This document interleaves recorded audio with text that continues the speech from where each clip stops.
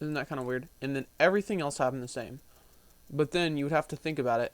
If that one decision made two different universes, there would have to be another decision. So let's say there's another decision where that same day he could have, um,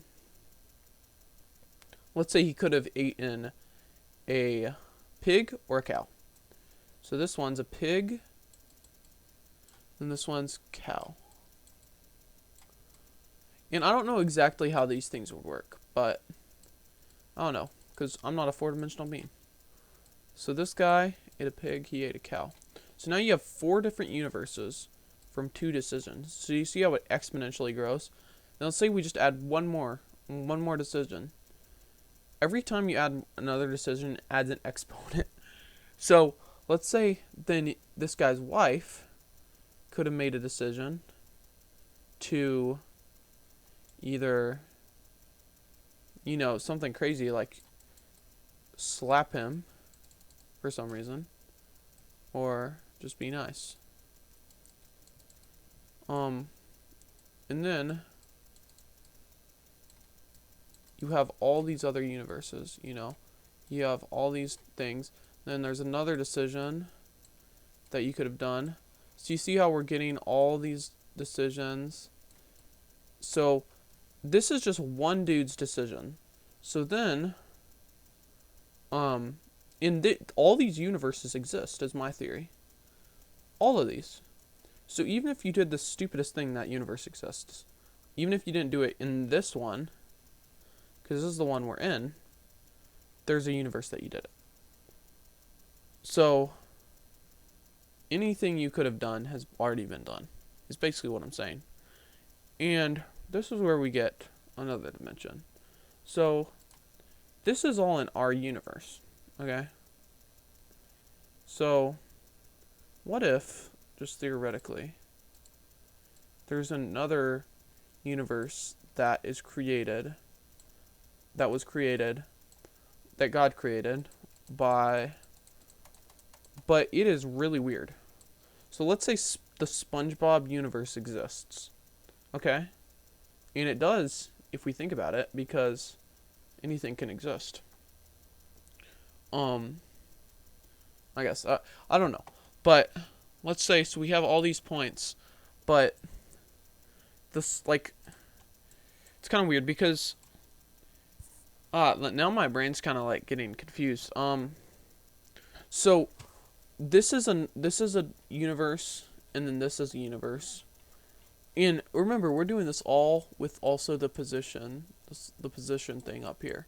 So you're having 6 dimensions right here. And you can graph these. So this is a timeline. This is the 3-dimensional timeline. Just think about that. That's what we're dealing with right here. So let's say this is SpongeBob. Sponge, I'm just going to do Sponge, and then us. And then timelines. So basically, there's a universe that the SpongeBob universe, and this is this point right here, and we'll just name this, which doesn't really mean anything, but let's say this is the SpongeBob universe, the start of Sponge, start and the end of the SpongeBob universe. And then there's this dumb decision that SpongeBob did over here, or he could have done, I guess, but he didn't end up doing. He ended up doing this one. And then he did all these decisions to the end of the SpongeBob universe, and he picked that end. In the end of this, there will not be this dimension, because when we think about it, at the end of time, all the decisions will have been made. So there won't be a dimension here. But there still will be these universes that exist of decisions that could have happened. So the question is, can we go back and change these decisions? Well, with this guy we can. With one dimension, 1D, we can go back and we can go forward. So here's my theory. So there's this weird thing that you can do. you can fold a piece of paper, and it's gonna be hard to do to explain with this whiteboard. If I was in real life with you guys, I would show you this. But we have this piece of paper, right? And this is our coordinate plane, okay? Let's say I'm a dude on this coordinate plane, and we're just in 2 dimensions right now. Let's say I fold it, so I twist the piece of paper like this.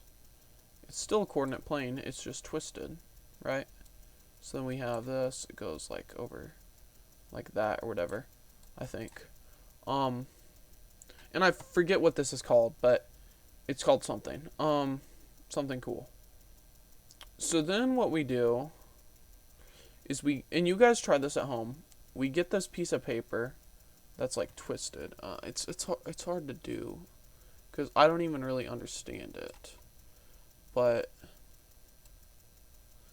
we get this piece of paper and then it's twisted, and then it's like this, okay? And then we put a little piece of tape right here. So what happens is we're this little guy, and we're in our 2 dimensions, and we can go, I think we go behind here, and we're still behind it. And then by this point, we're under this. We are under this part. And then we come back here somehow. You see how that happens? And I don't even know.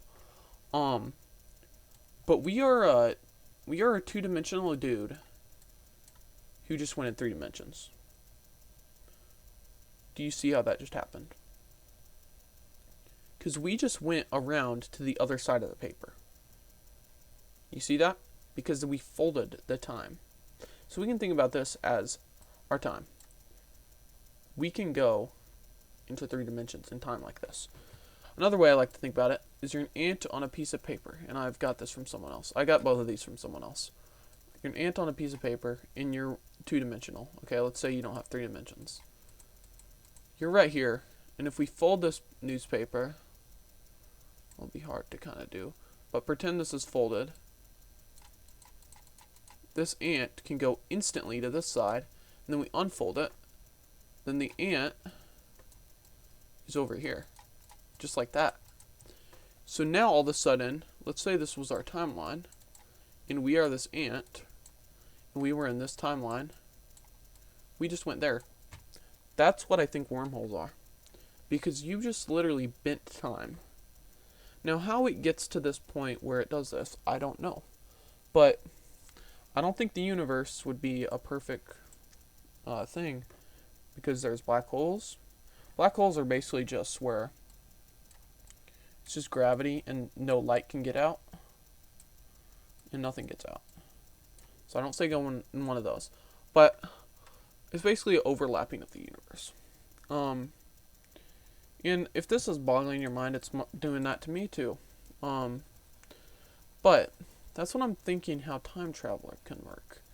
Now, how we actually do that, I would think, like, what if we could, like, find some, like, wormhole?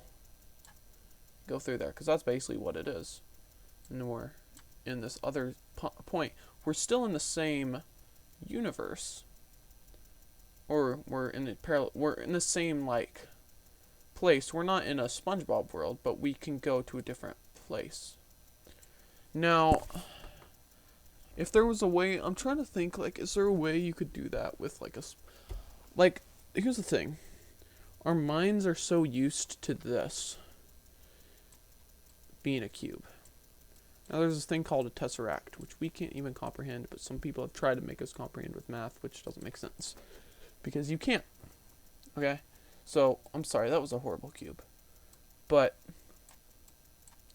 a tesseract is a 4-dimensional cube. It's not that thing from, oh, I guess it is that thing from Marvel, but it's actually a 4-dimensional cube. Okay? This is a 3D cube. Tesseract kind of looks like this. Like this, and it like goes in and out. I'll show you. Okay, let me just go tesseract. Looks like this. So, take with that what you will.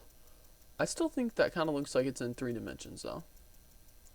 And I don't think you can really explain what four dimensions are. It's like if I were to try to tell you guys what's perpendicular to a cube.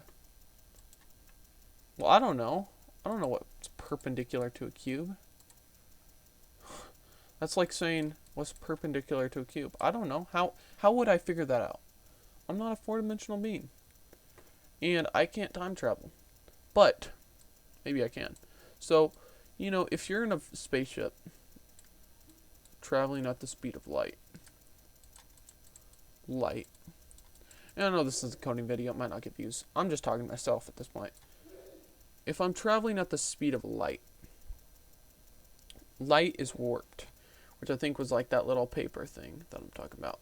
Remember, where you're going at the bottom of the paper. Light is warped because it's so fast that you're going faster than light. So light can't catch up with you. So I would think if another theory I had is if I were somehow, and these are all just somehows, if this was somehow possible, then this could happen. So if I was somehow on this planet, I'll call Neptune 3, which is like Neptune super far away. And then I somehow saw Earth from here. The amount of time it would take for that light to get here, well, I would be seeing at first, because I wouldn't see what's happening right now. Because the amount of time it would take for that light to get to my eyes, you guys see what I'm saying? By the time it would take for me that light, and this is millions of light years away. So every year I want to go into the past, I have to be a light year away.